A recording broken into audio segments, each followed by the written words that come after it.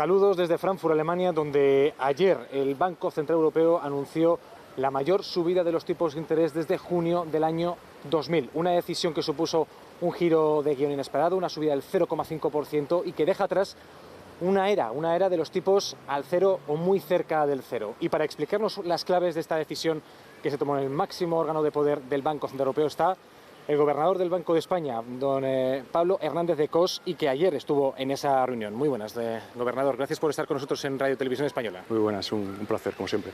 Bueno, empezando con esa decisión tan importante que fue mucho mayor de lo esperado. ¿Por qué esa subida que ha duplicado lo que se esperaba, al menos en las últimas semanas? ¿Tan sombrío es el panorama?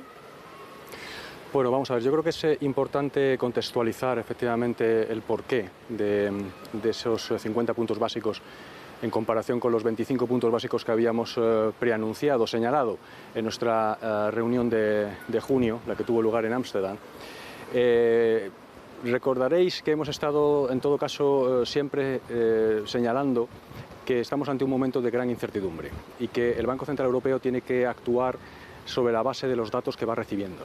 La realidad es que los datos que hemos recibido desde esa reunión de junio, en particular en términos de la evolución de la dinámica de la inflación, que es el mandato fundamental que tiene el Banco Central Europeo, pues han sido peores, es decir, más elevados de los que inicialmente estábamos esperando. ¿De acuerdo? Este es el primer argumento que justifica, digamos, este mayor incremento. Pero el segundo, que también es muy importante, es que no solamente tomamos la decisión ayer de incrementar 50 puntos básicos los tipos de interés, sino que además aprobamos un nuevo instrumento de protección de la transmisión de la política monetaria que nos hace estar más confidentes, más confiados realmente de que esos episodios de fragmentación financiera que provocan que en algunas ocasiones y ante determinadas circunstancias la política monetaria no tenga los mismos efectos en todos los países del área del euro, pues ahora estamos en mejor situación de combatirlo.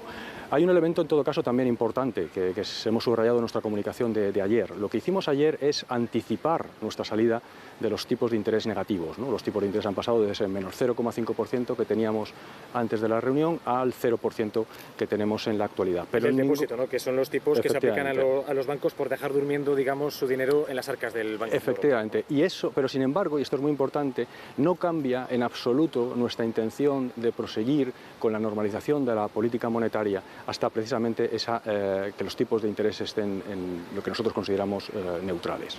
En ese sentido, ¿de qué depende de que esos tipos de interés se vayan acercando de forma más rápida o más lenta a ese objetivo neutral, que tenemos entendido que puede estar en el entorno del 2% o incluso más, dadas las condiciones ahora mismo de la inflación? Ha dicho la presidenta Christine Lagarde que van a ir reunión a reunión, mes a mes y en base a los datos. Pero ¿de qué depende, gobernador, que el Banco Central Europeo a partir de ahora pise el acelerador o el freno en esa subida de los tipos de interés que ya ha comenzado, digamos, con una sorpresa, con un giro de guión?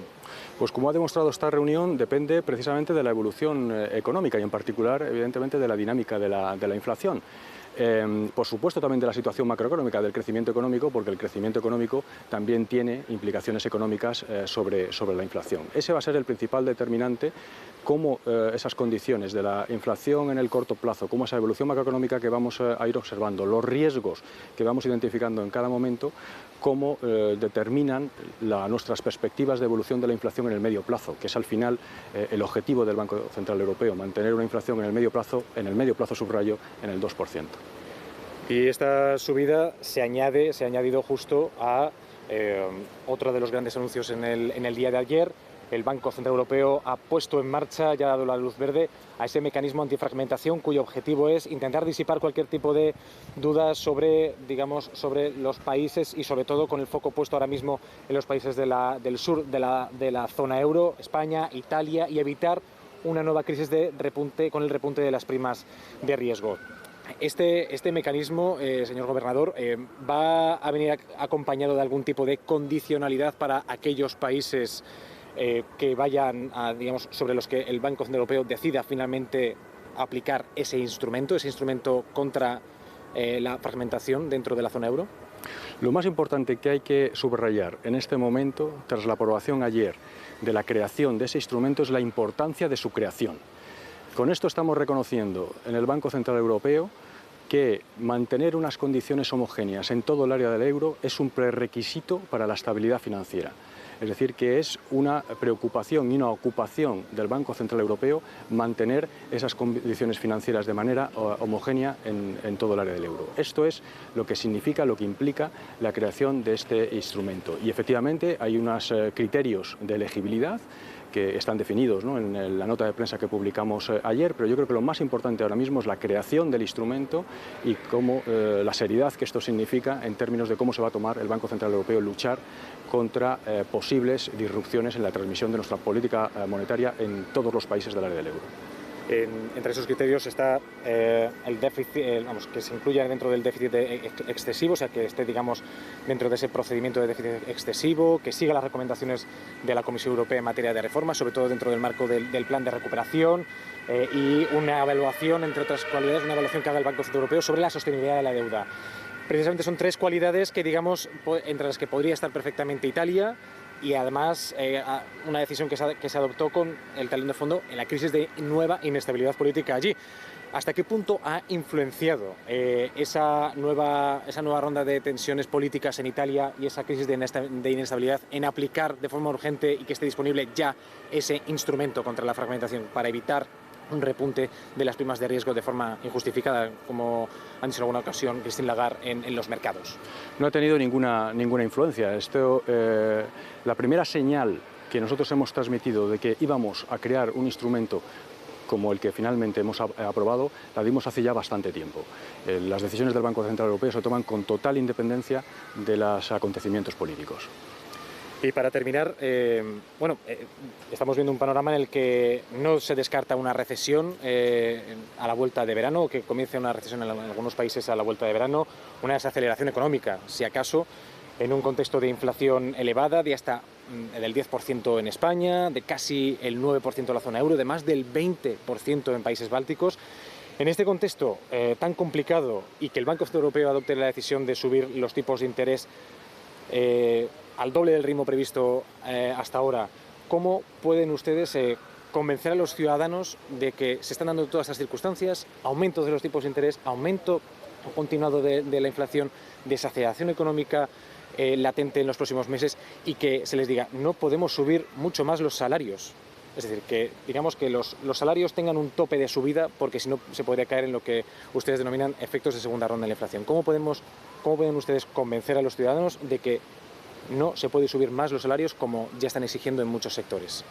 Sí, bueno, esto, lo que me estás preguntando es algo que lo que nosotros hemos denominado un pacto de rentas. Y yo creo que hay que explicar efectivamente bien el por qué y en qué consiste un pacto de rentas. Y esto se deriva esencialmente de reconocer que para los países del área del euro, por supuesto también para España, para la economía española, una buena parte de las perturbaciones que estamos sufriendo tienen que ver con un incremento de un bien, que son los precios energéticos, como consecuencia, no solo, pero en particular de la guerra de Ucrania, que es un bien que necesitamos todas las familias para consumir diariamente, pero que además necesitamos para producir otros bienes. Bueno, resulta que este bien tan indispensable para nuestras vidas y para las actividades productivas diarias, España ni la mayor parte de los países del euro dispone del mismo, necesita importarlo. Si aumenta el precio de un bien que necesitamos y que necesitamos importar, significa que nos hemos empobrecido. ¿De acuerdo? Este reconocimiento del empobrecimiento derivado del incremento de los precios energéticos es absolutamente fundamental para luego derivar de ahí la necesidad de un pacto de rentas. Si lo único que podemos hacer es repartir esa pérdida que se genera como consecuencia del incremento de los precios energéticos. De tal manera que si todos los agentes económicos, las empresas, los hogares, las familias, el sector público tratan de eludir esa pérdida, lo único que vamos a provocar es una espiral inflacionista, un incremento de los márgenes empresariales, un incremento de los salarios indiciados con la inflación, un incremento también en el caso del sector público de las distintas variables que se indician habitualmente con la inflación, que en último término lo que nos va a llevar es a una pérdida de competitividad de la economía, que se añadiría a sus efectos negativos de esa pérdida de competitividad sobre el empleo, sobre el crecimiento económico, sobre el bienestar de los ciudadanos, a ya la perturbación negativa que ha supuesto el incremento de los precios energéticos. Por eso, nosotros llevamos defendiendo, yo en el Parlamento, en el Congreso, en octubre del año pasado, lo que se denomina un pacto de rentas, que no es ni más ni menos que acordar un reparto de esa pérdida en las empresas, vía reducción de los márgenes empresariales, en los trabajadores, vía un incremento de los salarios por debajo de la inflación, es decir, que no se indicen con la inflación, y por supuesto también en el sector público, tanto salarios como pensiones. Pues bueno, gobernador, pues muchísimas gracias por estar con nosotros hoy aquí en Frankfurt, en el día después de esa reunión histórica en el Consejo de Gobierno, en el máximo órgano de gobierno del Banco Central Europeo, con esa subida de los tipos de interés al 0,5%.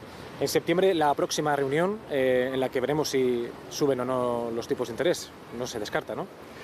Hemos dicho que somos dependientes de los datos, ¿no? Esa es la frase textual que hay que repetir hasta la saciedad, ¿no? En septiembre veremos, analizaremos la evolución económica de las próximas 6 semanas, de todo el mes de agosto.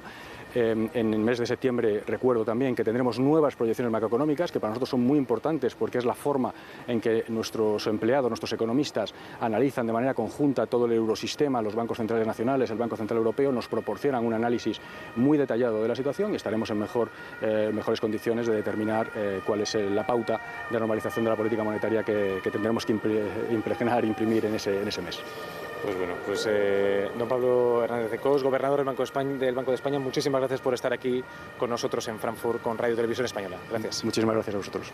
Muchas gracias.